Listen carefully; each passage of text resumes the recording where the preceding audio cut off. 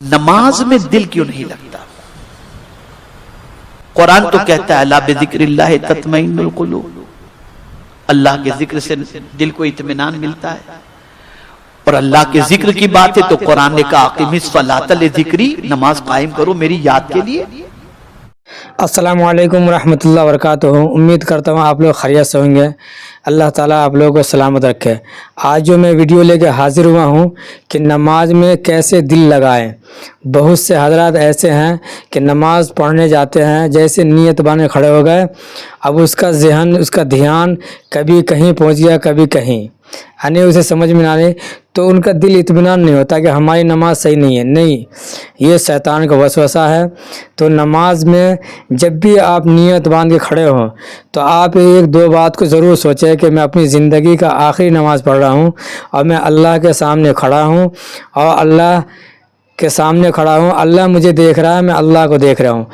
تو یہی ویڈیو لے کر جو اسکرین پہ آپ دیکھ رہے ہیں، حضرت فرما رہے ہیں اور سمجھا رہے ہیں کہ نماز میں کیسے دل لگائیں۔ تو چلیے آپ لوگ کو ویڈیو دکھاتے ہیں، ویڈیو کو آپ لوگ پورا دیکھیں، اور ویڈیو پسند آئے تو ویڈیو کو شیئر ضرور کریں۔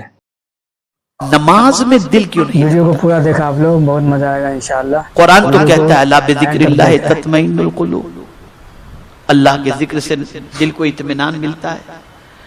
اور اللہ کے ذکر کی بات ہے تو قرآن نے کہا اقم الصلاۃ لذکری، نماز قائم کرو میری یاد کے لیے۔ تو نماز تو اللہ کا ذکر ہے، پھر نماز میں دل کیوں نہیں لگتا؟ تلاوت میں دل کیوں نہیں لگتا؟ اللہ کا وعدہ حق ہے، اسے سمجھو جو میں سمجھانا چاہ رہا ہوں۔ وجہ یہ ہے، ایک سوال میں آپ سے پوچھتا ہوں کہ اگر کوئی برتن گندا ہو، گندا برتن ہو، اور اس میں اگر کوئی بریانی آپ کو لا کر کے دے، آپ کھائیں گے؟ جواب دیجئے نا۔ لیکن اگر کوئی گھاس کا پتا ہے، صاف ستھرا ہے، اس میں اگر کوئی آپ کو چٹنی روٹی لا کر کے دے تو آپ کھائیں گے کہ نہیں کھائیں گے؟ پتہ یہ چلا برتن گندا ہو تو بریانی بھی مفید نہیں ہوتی۔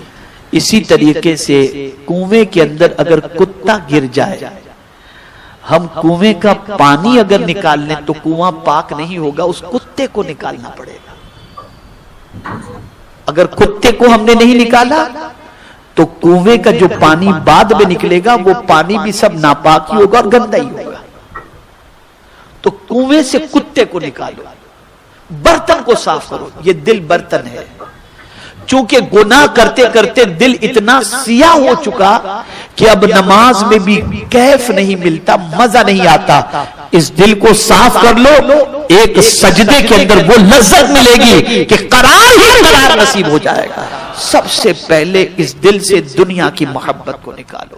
حضور فرماتے ہیں دنیا مردار ہے اور اس کا طالب کتے کی طرح ہے۔ یہ دنیا کی محبت سارے فتنوں کی جڑ ہے، سارے فتنوں کی جڑ۔ حرام کی طرف دنیا کی محبت لے جائے گی، خیانت کی طرف دنیا کی محبت لے جائے گی، چوری چپاٹے کی طرف دنیا کی محبت لے جائے گی، بدکرداری کی طرف دنیا کی محبت لے جائے گی۔ اس کو نکالو اپنے سینے سے۔ کیسے نکالیں گے؟ اگر میں آپ سے کہوں نکالنے کے لیے تو آپ کہیں گے کہ نکالیں کیسے؟ تو اس کا نسخہ بھی بتا دوں تاکہ آپ کچھ لے کر کے جائیں۔ آسان سا طریقہ یہ ہے دنیا کی محبت نکالنے کا۔ ایسے مریض کی عیادت کے لیے جاؤ جس مریض کی زندگی ایسی ہو کہ اس کے بچنے کے امکانات کم ہو، موذی مرض کے اندر گرفتار ہو۔ تو جب آپ اس کو دیکھنے کے لیے جائیں گے نا تو آپ کو یہ ہوگا اللہ بچائے کہیں اس کے جیسا انجام ہمارا نہ ہو، اس کے جیسی حالت ہماری نہ ہو۔ دل سے دنیا کی محبت نکلے گی۔ دوسری چیز، قبرستان کی زیارت کرو، جایا کرو قبرستان۔ تیسری چیز، قرآن شریف کی تلاوت کرو۔ چوتھی چیز، اللہ والوں کی صحبت اختیار کرو۔ اور اگر کہیں صحبت نہ ملے تو اللہ کے ولی کے آستانے پر چلے جایا کرو۔ اور اگر وہاں تک بھی نہیں جا سکتے تو پھر ایسی کتابوں کا مطالعہ کرو جن کتابوں کے مطالعے کے بعد تمہارے دل میں دنیا کی محبت کی بجائے آخرت کی محبت پیدا ہو، اس لیے کہ حضور صلی اللہ علیہ وسلم نے فرمایا دو محبتیں ایک دل میں جمع نہیں ہو سکتی، جس کے دل میں دنیا کی محبت ہے اس کے دل میں آخرت کی محبت نہیں رہ سکتی، اور جس کے دل میں آخرت کی محبت ہے اس کے دل میں دنیا کی محبت پیدا